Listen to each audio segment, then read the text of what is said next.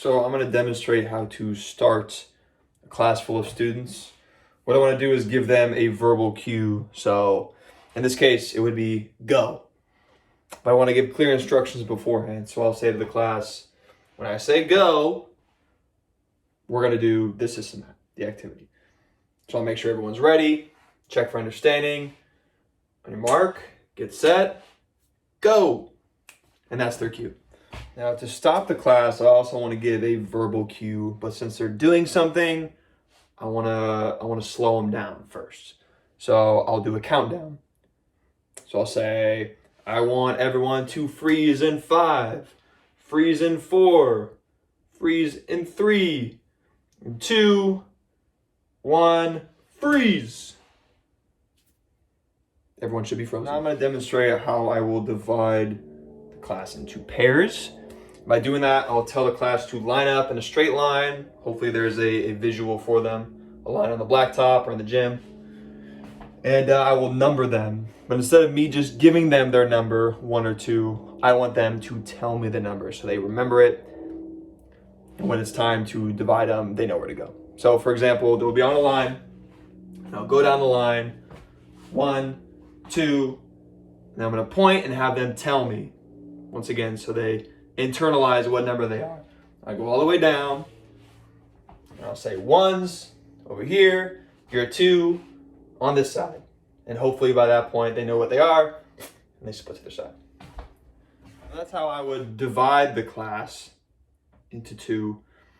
And once I do that, I have the opportunity to create pairs. So I can use those 2 sides that divided, but also I can have both of those sides, the 1s and the 2s, line up across from each other, facing each other. And then at that point, I can say, whoever you're facing is your partner. Or walk forward towards each other, that's your partner. That's an easy way to make pairs out of a divided class. So to divide the class into groups of 5, it's a little bit trickier, especially for the younger kids. So I want a visual aid. And in this case, I'm going to use colors. So put yellow over here, green over here, red, blue, and black. So they can see those colors on the ground. They're going to know where to go once they get their color. And in this hypothetical situation, I've got 25 kids in my class. So 25 divided by 5 spaces. So I'm going to line those 25 kids up on a straight line, like I did when I divided them.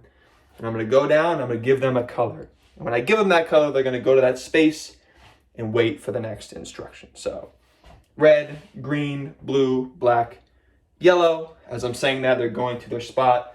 And by the end, I should have 5 groups of 5. So to increase acceptable behavior, I want to consistently, positively reinforce my students. Instead of pointing out negative behaviors I see, I want to really point out the positive behavior. So it motivates every kid to do what I want them to do and to get that positive praise that I'm giving. So say there's a group activity going on, I'm walking around, looking at the kids, I say, oh, this kid, I see they are doing this. Great, awesome job.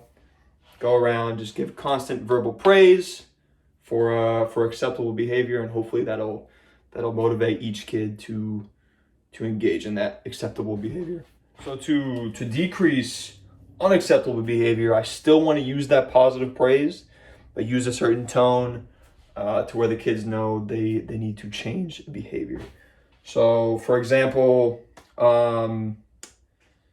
if I'm trying to get the kids to line up in a straight line quietly for the next instruction, and some kids are poking at each other or looking the other way, talking, instead of pointing them out individually, which can be embarrassing and have some negative consequences, I want to repeat my expectations to the class, give positive praise to the kids who are doing things right, and wait, not yell. And hopefully with those unacceptable behaviors will go away. So for example, here's a class. Oh, remember, we can't start until everyone is quietly on the line. Let me see, I'm looking down the line. I see this kid is ready to go. Great, I see you're ready to go. Let me see, how's it look down here? by using that, hopefully every kid will prepare themselves because they don't want to be called out at all.